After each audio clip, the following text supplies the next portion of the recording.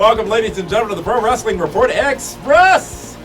Damian Nelson, the man they call Dave Hero, sitting by my side. Glad you caught yourself. Well, apparently we're a great team. We are. The other guy's gone. Can you be my new Ivory since Frank is... I'm a little more khaki than Ivory, though. It's all about your emails, ladies and gentlemen, here on the Pro Wrestling Report Express, and you can send us your emails at pwrshow.com. Just click on the Contact Us links with all the other stuff available at pwrshow.com, including live chat, forum, and all the latest wrestling news as well. Send us your emails, and we will select a select few to read on these very programs. Also, if you haven't done so already, start following the show on Twitter, PWR Show on Twitter. Each and every week, you go ahead and select via Twitter who we cover more in-depthly on PWR Prime Time.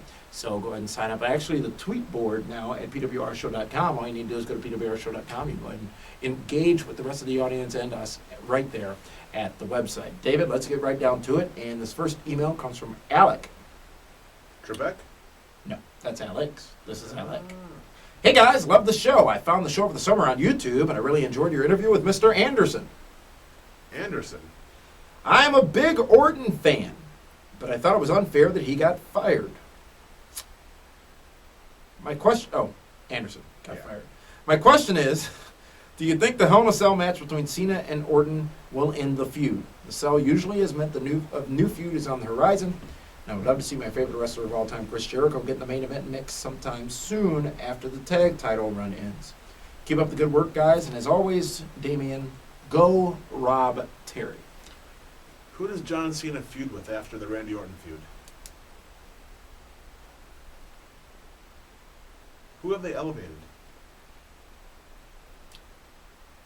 Does he go back to The Miz and finish that? Because that never really was ever finished. You know? Yeah, See, that's the problem. They don't build up anybody. I mean, I'm sure they'll throw somebody in there. For a 1 month pop, maybe they can try to get bragging rights. But then who does Randy Orton feud with? Does he go back with Triple H and Shawn Michaels? We'll put it out there to the peeps. I think we should. Who should John Cena go to next after done with Randy Orton, and who should Randy Orton go to next after done with John Cena? I don't know. Is it Ted DiBiase for Orton? He's got a rumored face turn out there. You know what? That may There's be some the way, story that there. may be the way to go, where he feuds now with Legacy. That's why I book shows, folks. That's where you're the booker, man. I'm just the eraser. You're the pencil.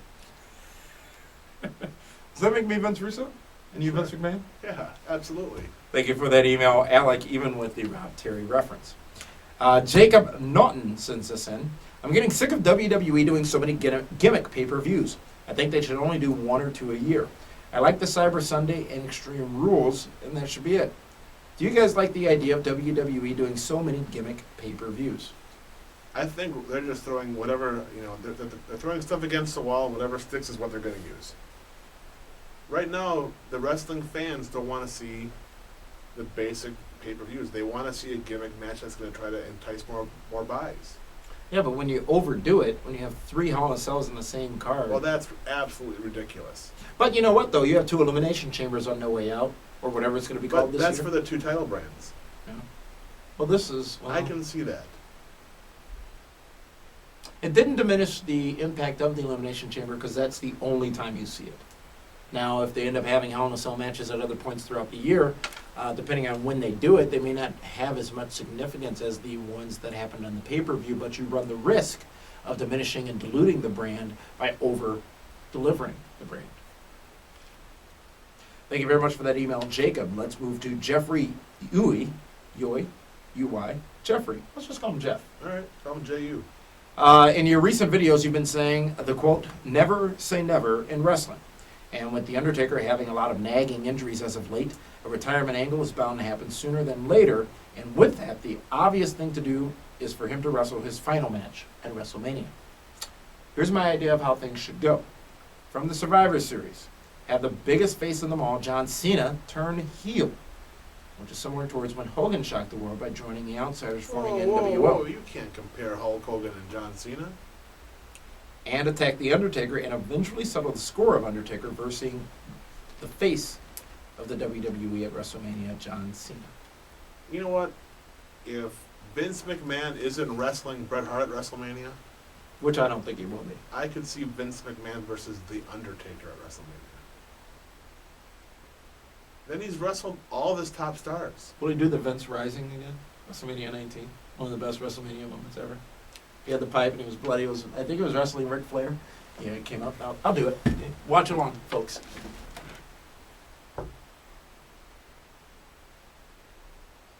That's so not right. And he got a pop for it. Well, It was like the devil I reincarnated. mean, think about it. Vince owns a victory over Undertaker at Buried Alive. Ooh. Yeah, I had Maybe, forgotten about that. you know, if Meathead was here, he'd say, well, Taker's going to get his receipt, even though he's going to get his... No, he read the definitions at PWRshow.com. He's with us now. He's smart now? Yeah. Okay. He's smart enough. But, yeah, I mean, I could see a Taker Vinnie Mac at WrestleMania as well. Thank you for that email. Let's move forward now to an email from Adam Turek, who says, what do you think of TNA's constant bombardment of Bobby Lashley's MMA career? At the last pay-per-view, during an interview with Rhino, Lauren called Lashley possibly the greatest fighter in the world, which just made me cringe. As I understand it, he hasn't done anything worth bragging about, and they are embarrassing themselves. What happens when he loses his first fight? All of TNA's nonstop bragging will be for nothing. Also, would it be wise to put the belt on him, only to possibly lose as their world champion in MMA? Well, that's why they won't put the belt on him while he's going to be training for a fight. But most wrestling fans, do they see... They know UFC, obviously. But do they see MMA as UFC or UFC as UFC? What I mean by that is when they say MMA fighter, do most fans really even know what that means? Because UFC does not say they're MMA. Clearly they are, but they're the UFC. Right. Any other organizations out there I are... think that, you know, they all fall under the same umbrella as far as wrestling fans are concerned. Really? Oh, yeah. I think there's a disconnect there. I think there would be a lot more weight behind it if they could say he was in the UFC, which he never has been, by the way. But to say that, as she did say, possibly the greatest fighter in the world, you got to dissect that statement, though. Possibly. He may be the greatest like using fighter in the arguably. world, but he's clearly not the best wrestler in the world right now. Alex sends this in. No, he doesn't, actually. Nick sends this in. Sorry about that. That was an old email. Hey, guys. Was watching some of your videos on YouTube. Great show, by the way. Thank you. And was just wondering what you guys thought of the real ECW. Back when Taz was a beast and RVD and Jerry Lynn would wrestle for an hour, Sabu and Sandman were nuts. And then then they had guys like Tajiri, Super Crazy, Lance Storm, and not to mention all the great wrestlers that got their start there, like Rey Mysterio, Jericho, Eddie Guerrero, Dean Malenko, and Chris Benoit. We talked about this before. ECW back then, you were almost afraid to be in the audience. Odeon. Legally, what was it? Legally, whatever the name of the pay-per-view was. Yeah. Bubba Ray asked everyone to start throwing chairs in the middle of the ring. I feared for my life for the first and only time at a wrestling event.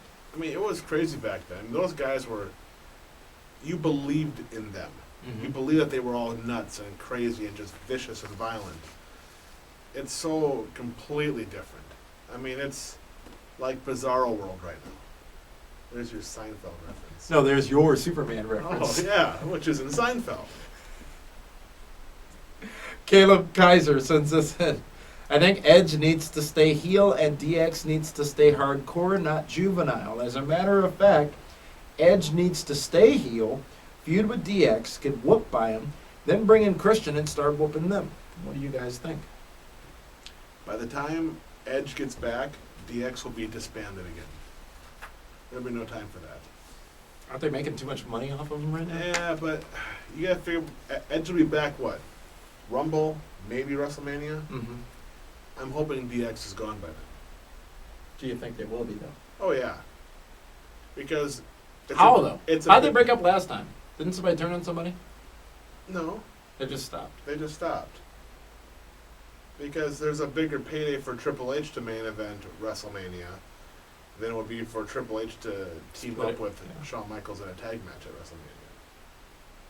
And yeah, I'm not down on Triple H. I'm just saying what it is. It's all about the payday. That is indeed true. But let's continue along this email track. Next one comes from Tyler. Tyler says Tyler Rex? this. No, Tyler James.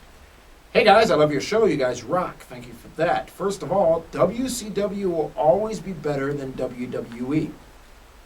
For those of you that don't know, WCW is a defunct wrestling company that went out of business and was purchased by World Wrestling Entertainment in 2001. Anyway, every time I see WWE, I always hear the announcer state a certain superstar as controversial, such as John Cena, Edge, and even Abraham Washington. In my opinion, the only WWE superstars that I think were controversial are Stone Cold Steve Austin and Bret Hart. My question for you is, what makes a superstar so controversial?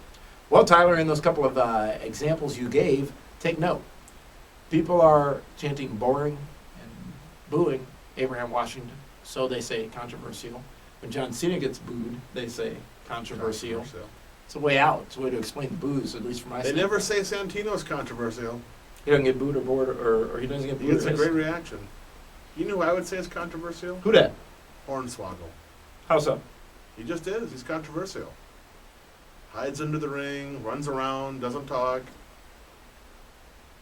Okay. And did you see what he did to Maria at the 10th anniversary show? He smacked her backside. That's controversial. That's PG. Thank you very much for those emails. Remember, you can go to pwrshow.com, click on the Contact Us link, and send us your email. You include your name and a location. Those emails go to the top of the pile. And until next time, make sure you check us out on iTunes and, as I said, at pwrshow.com. For the cause, for the man they call Meathead, for David Hero. This is Damian Nelson saying thanks for tuning in to Pro Wrestling Report.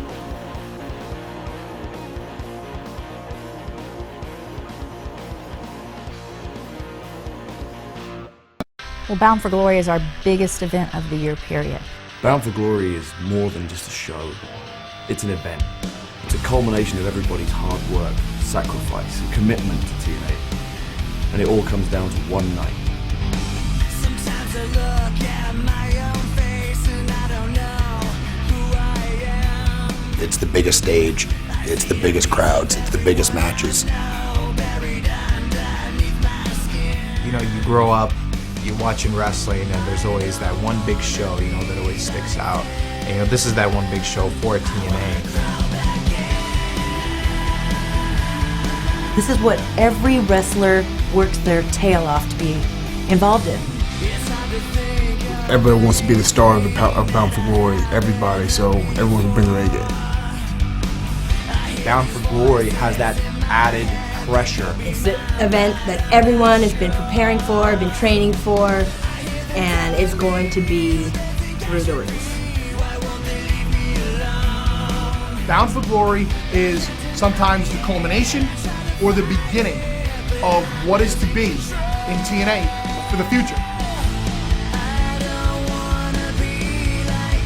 What the fans can expect from Bound for Glory is ODB kicking some ass. At Bound for Glory, the fans can expect from beer money, making cash, and getting trashed. Look for something extra special. Look for that bigger impetus from the British invasion. Bound for Glory has it all. It's definitely the show of surprises.